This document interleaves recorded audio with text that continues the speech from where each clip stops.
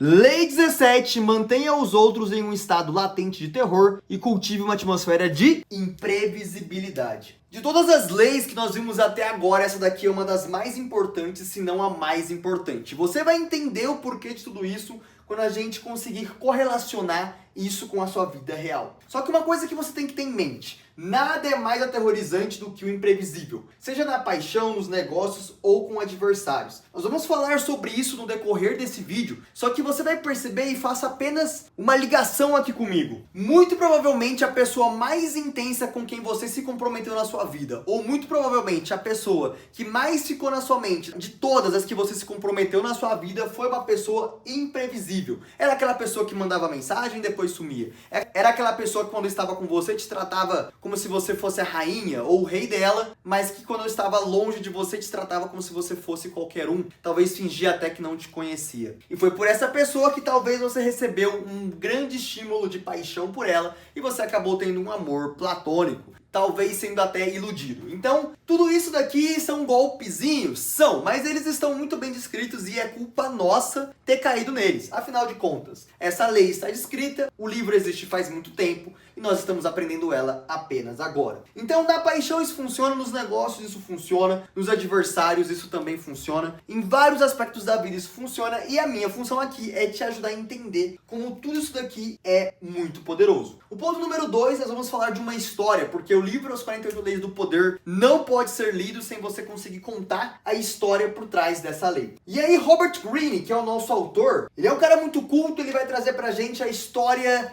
maravilhosa de lendas do xadrez. Se você nunca assistiu uma série ou um filme, ou quem sabe algum vídeo no YouTube sobre a história de Bob Fischer e Boris Spassky, você não sabe o que você está perdendo. Se você gosta de xadrez, eu recomendo que você pare depois desse vídeo para procurar sobre essa história. Existem canais muito interessantes que vão contar brevemente sobre a história, mostrando até jogadas de xadrez, né? Então um canal muito bom que conta essa história é o Rafael Chess. Então eu recomendo que você vá até esse canal para você conseguir entender um pouco mais da história no quesito xadrez. Mas essa história aqui, no quesito psicológico, ela é fenomenal. Vamos entender então que Boris Spassky era o campeão mundial e quem ia enfrentar ele, nada mais, nada menos, era do que a lenda do garoto prodígio Bob Fischer, o garoto americano. E aí, então, Bob Fischer, ele adota uma técnica totalmente diferente. Ele começa a parecer uma pessoa que não estava se importando tanto com a competição. Afinal de contas, ele atrasava, ele possuía divergências em relação ao prêmio, em relação à forma como ia ser distribuído esse prêmio, em relação à logística do campeonato. Ele também ameaçava cancelar o embate entre ele e Boris Spassky, que era o campeão mundial. E aí, estava tudo sendo contra a realização desse tipo de evento. Só que Boris Spassky, que era o campeão mundial, queria vencer de Bob Fischer. Eu vou apenas fazer uma correção, porque eu não tenho certeza se o Spassky já era o campeão mundial. Mas Spassky e o Fischer estavam competindo no campeonato mundial. Então, se você sabe, deixa aqui embaixo nos comentários pra gente, por favor. O Spassky queria muito enfrentar o Fischer e o Fischer sabia disso. Então, ele tomou as rédeas de todo o processo. Ele ameaçava, ele estava no controle, porque afinal de contas, a partida só existiria se os dois participassem. E o Spassky, que pertencia ali ao URSS, a União Soviética, e o Fischer, que pertencia aos Estados Unidos, eles estavam literalmente dentro da maior batalha do século, porque estava no contexto da Guerra Fria. Então perceba o quanto que toda essa história ela tem um viés psicológico e um viés patriota, que quando você coloca isso dentro do próprio contexto da história, você entende o porquê era importante para essas pessoas essa competição. E você entende o porquê que o mundo todo estava de olho nessa competição. Beleza, então começa o campeonato e aí o Fischer, ele resolve fazer uma jogada absurda, totalmente horrível. E luta até o final, até que então Spassky ganha dele na primeira partida. O Fischer faz então diversas acusações e aí ele some e não aparece ao segundo jogo. Isso daí por si só já daria vantagem para o Spassky, porque agora ele está 2-0 em cima do Fischer. Só que quando o Fischer aparece para o terceiro jogo, o Fischer aparece com um olho, literalmente como se ele estivesse cheio de sangue. o Fischer aparece com uma garra e ele vence o terceiro jogo. E aí começam umas sucessivas batalhas em que o Fischer literalmente ele está ganhando do Boris Spassky de maneira mental. O Boris Spassky começa a imaginar que o suco dele, que estava sendo servido, tinha algum elemento que estava atrapalhando o raciocínio dele. O Boris Spassky acusa formalmente o Bob Fischer de colocar alguma coisa na sua cadeira para perturbá-lo mentalmente. Só que as cadeiras foram examinadas, foram feitos raio-x e o químico não encontrou nada de diferentes nelas. De fato, só acharam 2 moscas mortas no equipamento de iluminação. Spassky começou a se queixar de alucinações, tentou continuar jogando, mas sua mente estava confusa. Ele não podia continuar. No dia 2 de setembro, entregou os pontos. Embora ainda relativamente jovem, jamais se recuperou desta derrota. Fischer venceu de Spassky tudo na mente. Foi um jogo completamente mental. Eu preciso que você entenda isso. A imprevisibilidade faz com que o nosso oponente, faz com que a outra pessoa do outro lado, ela não entenda o que está acontecendo, ela entra numa luta mental com ela mesma para tentar compreender, porque nós seres humanos somos pessoas que tentamos compreender tudo que está acontecendo,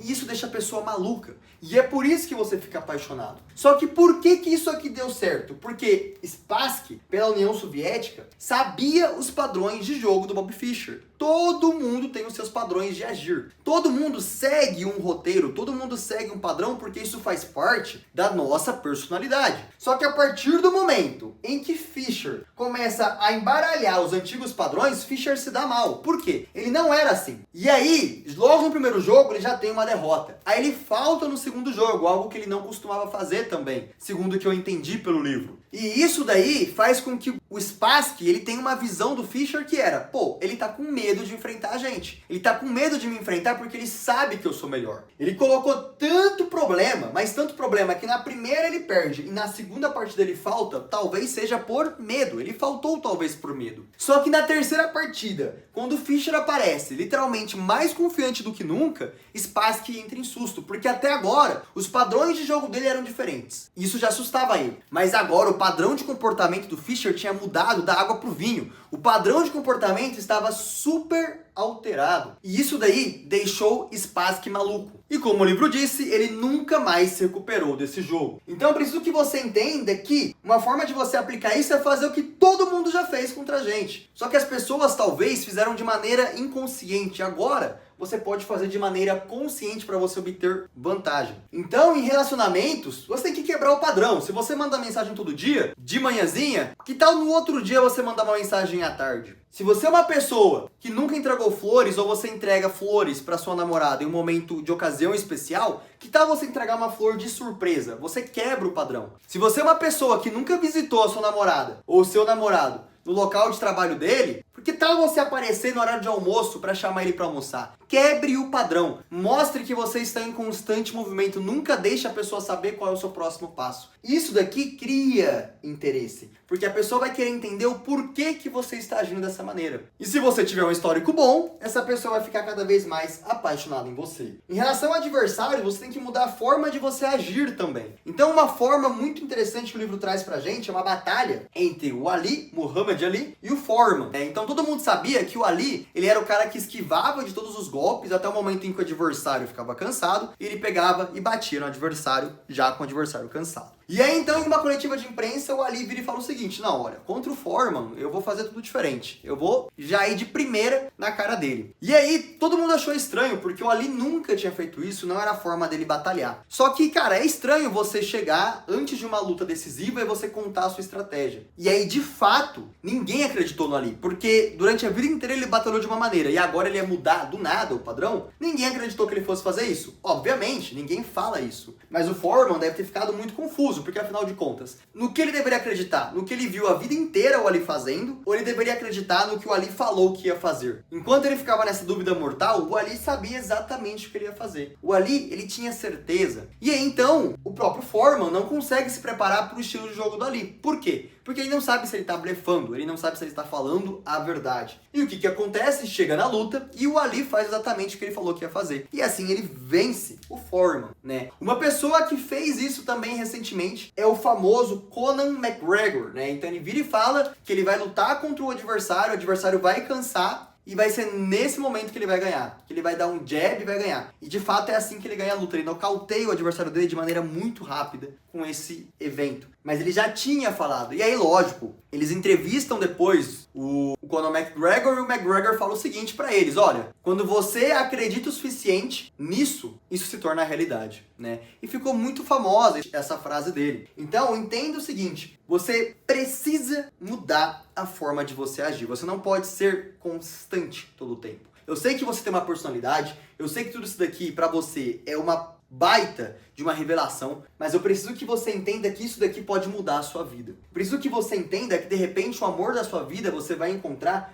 por meio da Lei 17. Eu preciso que você entenda que às vezes você já sofreu isso daqui de alguma maneira, que você não entendia o porquê que isso mexia tanto com a sua cabeça e agora, depois desse vídeo, você consegue finalmente entender. E é por conta de tudo isso que eu sei que esse vídeo está sendo extremamente útil para você e você está aprendendo muito com ele. É por isso que você vai deixar aqui embaixo um like para mim, para me ajudar no meu trabalho. E se você quiser acompanhar as próximas leis e as leis antigas, é só você se inscrever no canal. A cada 2 dias eu trago para vocês uma nova lei. A próxima lei que nós vamos entrar no livro vai ser a lei número 18. E ela vai falar que o isolamento ele é perigoso. E com certeza você vai querer assistir. Então faz o seguinte, se inscreve aqui embaixo porque esse daqui foi meu papo de irmão para você hoje. E a gente se vê em 2 dias no próximo vídeo para nós conversarmos sobre a lei número 18.